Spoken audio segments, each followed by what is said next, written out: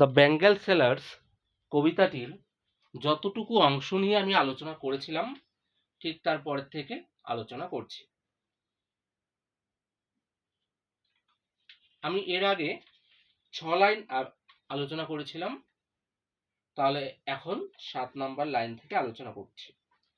Some are meet for a maidens wrist. Maiden মানে হচ্ছে কুমারী মেয়ে।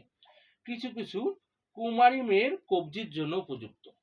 রিস্ট মানে হচ্ছে কবজি, মানে কিছু কিছু চুড়ি যদি কুমারী মেয়ের কবজিতে বা হাতের কবজিতে পড়ে কুমারী মেয়েরা, তাহলে সেটা মানায় কিছু কিছু চুড়ি। Silver and blue as the mountain mist, যা পাহাড়ের কুয়াশার মতো রূপালী ও নীল। তাহলে কোন কোন চুড়িগুলো কুমারী মেয়েরা পরবে? পাহাড়ের যে কুয়াশার মতো নীল এবং রূপালী রঙের যে চুড়ি, সেগুলো পরবে। Some are flushed like the birds that dream. কিছু কিছু চুড়ি রয়েছে যেগুলোর রং হচ্ছে কি রকম, মানে স্বপ্নমগ্ন কুড়ির মতো, ফুলের যে কুড়ি হয় সেই স্বপ্নময় কুড়ির মতো যে গোলাপি আভাযুক্ত রং হয় সেই রঙের চুড়ি হয়।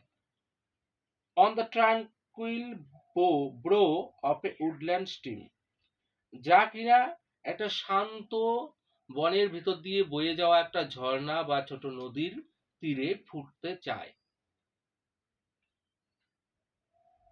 Summer aglow with the bloom that cleaves. কিছু কিছু হচ্ছে জল জল করে, সামার অ্যাগ্লো কিছু কিছু জল জল করে, with the bloom that clips সেই ফুলের মতো যা ফুটে থাকে। ব্লুম মানে এখানে হচ্ছে প্রস্ফুটিত হওয়া, এখানে অ্যাকচুয়ালি ফুল বোঝাবো আমরা।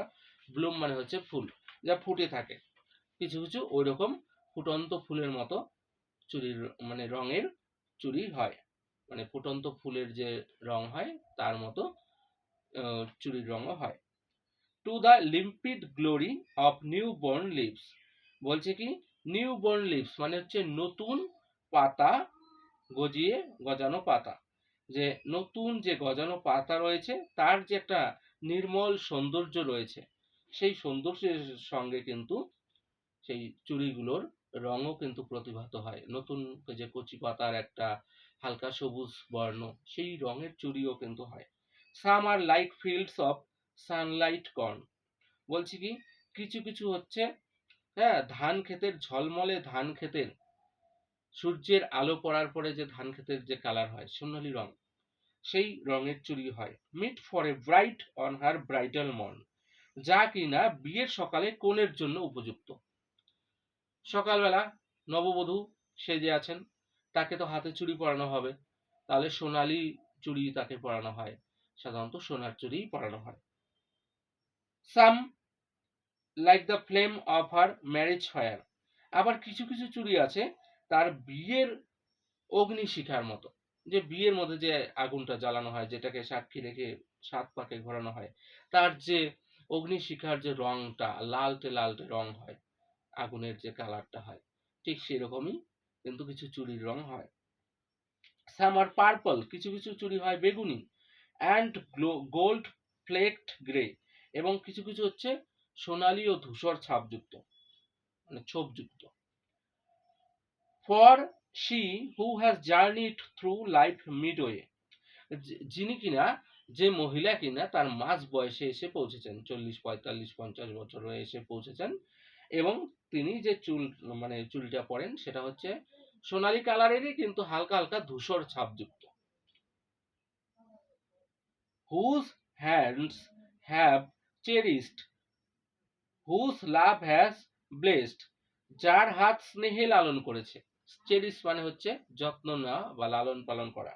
যার হাত স্নেহে লালন করেছে, যার ভালোবাসা আশীর্বাদে ভরিয়ে দিয়েছে। কাদেরকে আশীর্বাদ দেয়? মা কাদের আশীর্বাদ দেয়? তার সন্তান সন্ততিদের।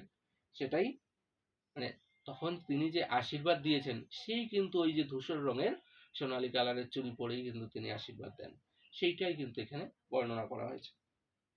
and cradled fair sons on her faithful breast, এবং তিনি নিজের প্রশস্ত বুকে তিনি সন্তানদের সুন্দরভাবে লালন পালন করেছেন, তার ছেলেদের কিন্তু মানে খুব ওই চুড়ি দেওয়া হাত দিয়েই তার ছেলেকে তিনি বুকে জড়িয়ে ধরেছেন। And serves her household in fruitful pride, এবং গর্বের সঙ্গে নিজে তিনি সংসারের সেবা করেছেন। সংসারের যত কিছু কাজ, রান্না বান্না থেকে শুরু করে বাড়ির যত কাজ, ঘর পরিষ্কার পরিচ্ছন্ন রাখা ইত্যাদি ইত্যাদি কিন্তু তিনি যখন করেছেন, তখনও তার হাতে ওই সেই ধূসর রঙের সোনালী কালারের চুড়ি ছিল। And worships the gods at her house husband side, এবং তার স্বামীর পাশে দাঁড়িয়ে তিনি কিন্তু ভগবানের প্রতি প্রার্থনা করেছেন, তখনও তার হাতে চুড়ি ছিল।